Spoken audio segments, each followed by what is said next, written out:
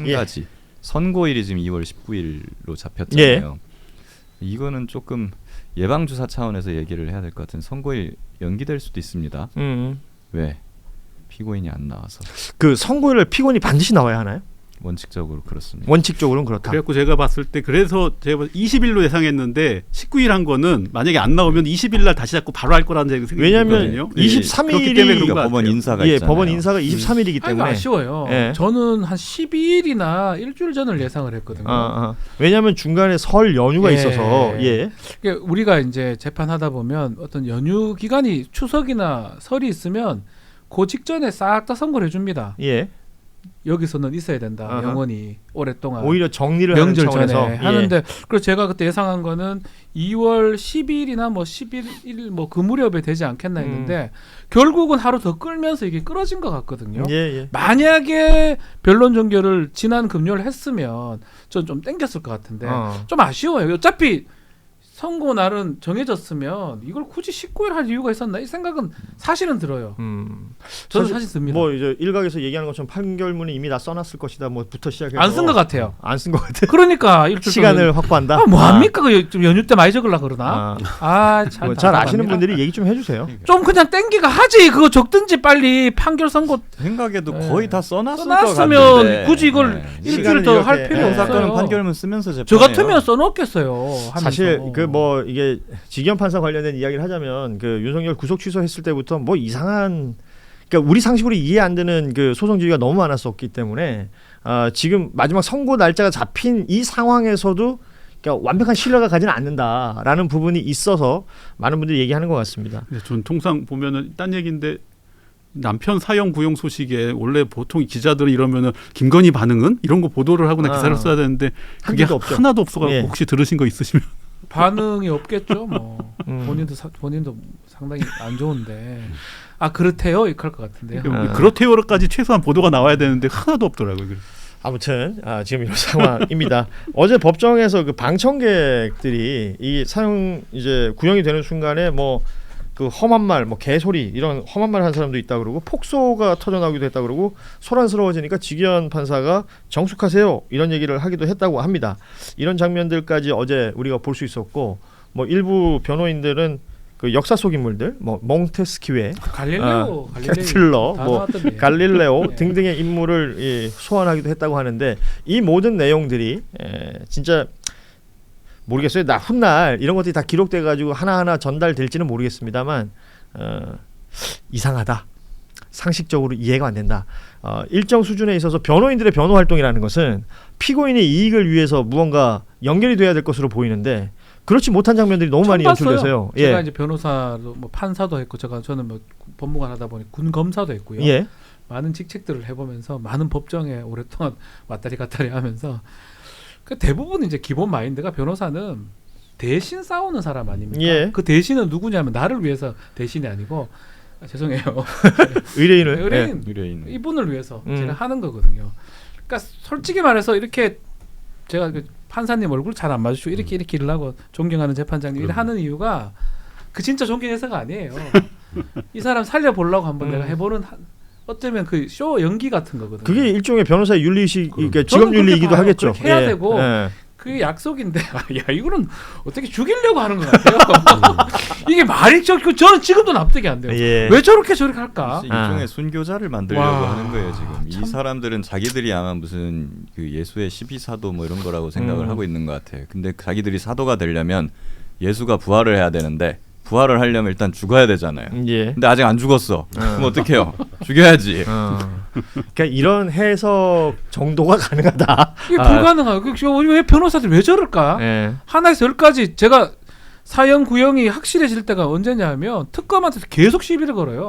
하나에서 10까지. 맞아요. 그 영상들 다 보셨을 뭐 거예요. 호칭을 이렇게 해라. 뭐 사형 선고도 제가 확실한 이유가 하나 직위원이 못 참아요. 그 자존심. 뭐 저는 그래 보거든요. 그러니까 이 짓거리가 그나마 무기징역될 가능성을 차단해 버렸어요. 제가 봤을 때. 기존의 변호인들이 막 여러 가지 이제 뭐 행동을 할 때 직영 판사가 했던 말 중에 인상적인 것은 그 모두 피고인의 불이익으로 간다라는 얘기를 한 적이 있었단 말이에요. 이게 선고에서 어떤 작동을 할지는 좀 보겠고 지금 뉴스가 많은데 시간을 너무 많이 뺏겨가지고 바로바로 다음 뉴스로 가겠습니다. 어젯밤에 전광훈 씨도 구속이 됐습니다. 다들 아시는 것처럼 서부지법 폭동 사건의 배후 혐의를 받고 있는 것이고 구속 사유 보면 증거인멸, 도망 우려 이런 것들로 얘기가 되고 있습니다. 경찰에서는 그러니까 가스라이팅을 했다, 신앙심을 앞세워서 이 내용을 지적을 했었고, 그리고 보수 유튜버들, 극우 유튜버들에게 자금 지원을 해서 시위대에 폭력을 부추겼다 이런 내용들도 봤는데요. 그 구속심사 들어가기 전에 기자들 앞에서 좌파 대통령이 되니 나를 구속하려고 발작을 떠는 것 이런 표현을 썼거든요. 뭐 어찌됐건 구속이 됐습니다. 너무 늦었어요. 늦었다. 서부지법 폭동이 언제였나요? 꽤 오래 지났지 않습니까? 그렇죠. 예. 그 무렵 직후에 했었어야 돼요. 거의 지금 1년 됐죠. 1월이었으니까. 그러니까 그 과정에서 영장이 반려된 경우도 있었고 기각된 적이 있었는데 제가 기억이 안 나는데 이 집행이나 수사기관에서 좀 어설펐던 측면들이 있었던 것 같아요. 예.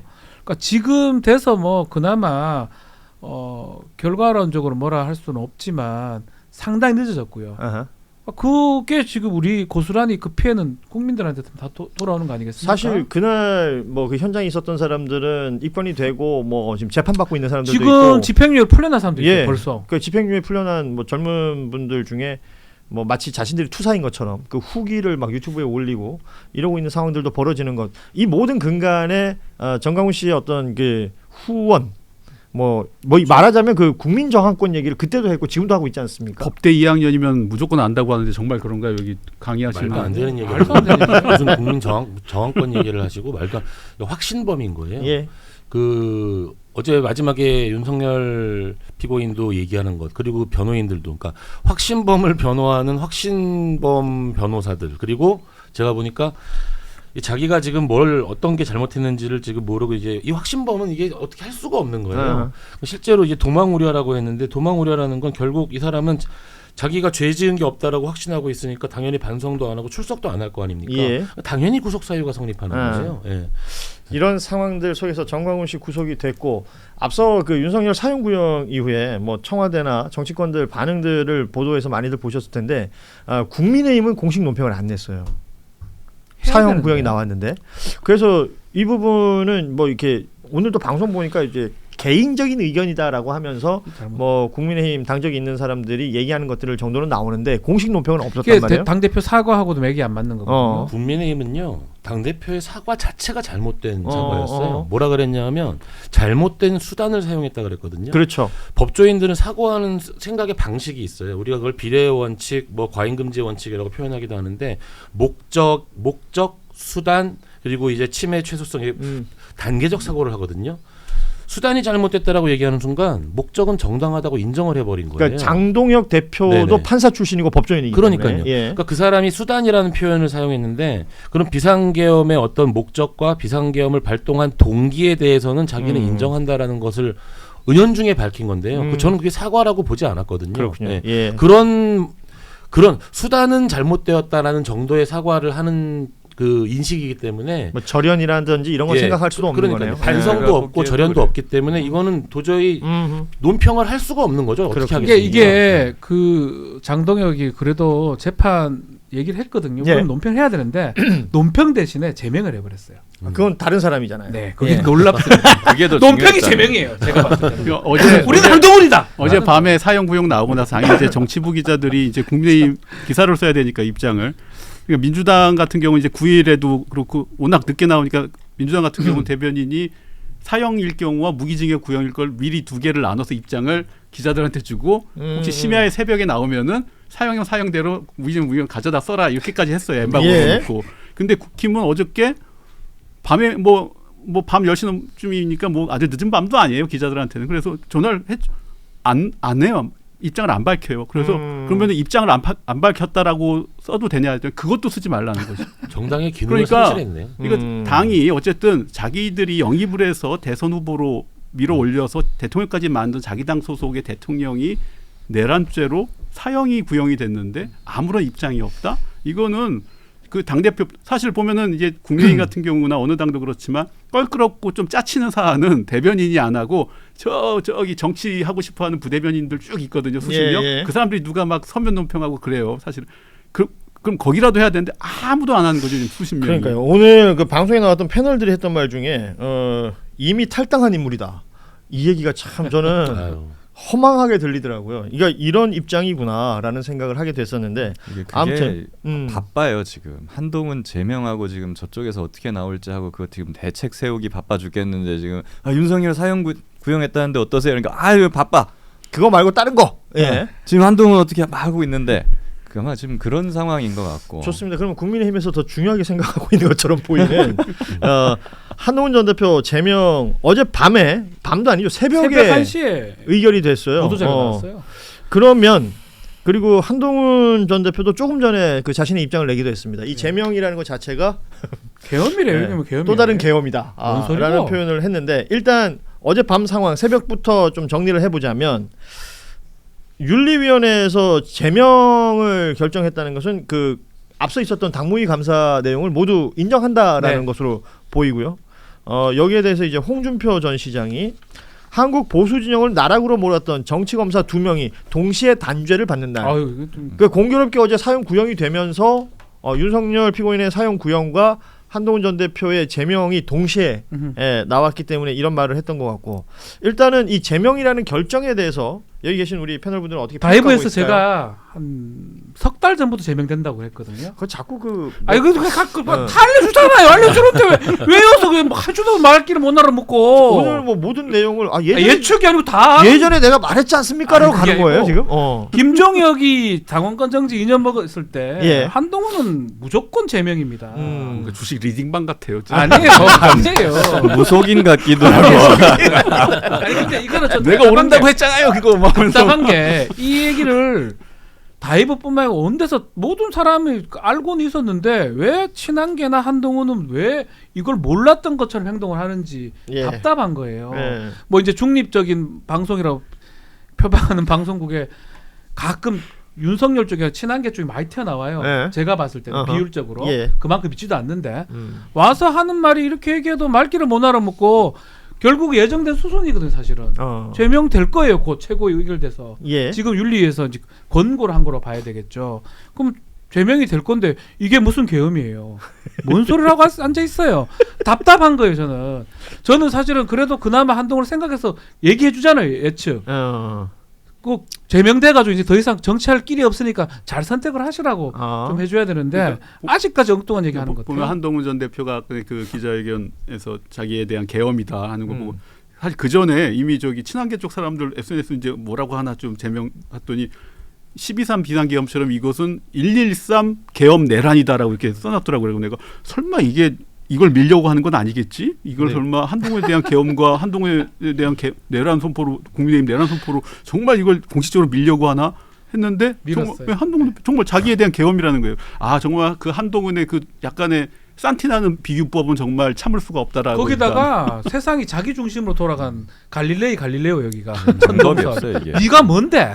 아니 자기가 생각해봐도 이거는 방법이 없어요. 법률적으로 가도 이거 갖춰보기 쉽지는 않고 나가서 창당을 하자니 그럴 만한 인프라나 여력은 없고 그럼 뭐 지금 어떻게 해야 돼? 방법이 없거든요. 그러니까는 계엄이라는 그런 뭐 산티나는 그런 말밖에 안 나오는 건데. 제가 유튜브 방송을 진행하고 있으면서 이런 얘기하기 좀 그렇지만 유튜브에서 이제 썸네일을 좀 자극적으로 뽑는 경우들이 있지 않습니까?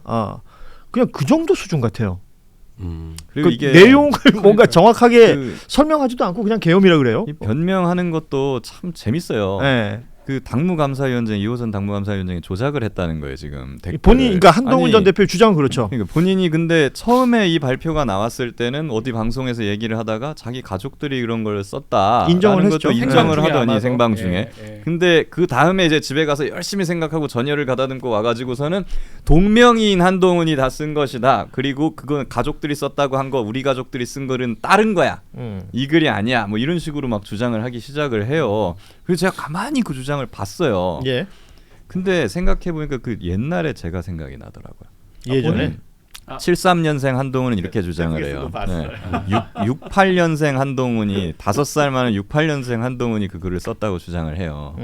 왜 그럴까? 근데 제가 어렸을 때 한 14살쯤에 어디 사이트 가입하면 항상 제가 19살이라고 올려치기해서 가입을 했거든요. 소라넷? 아 죄송해요.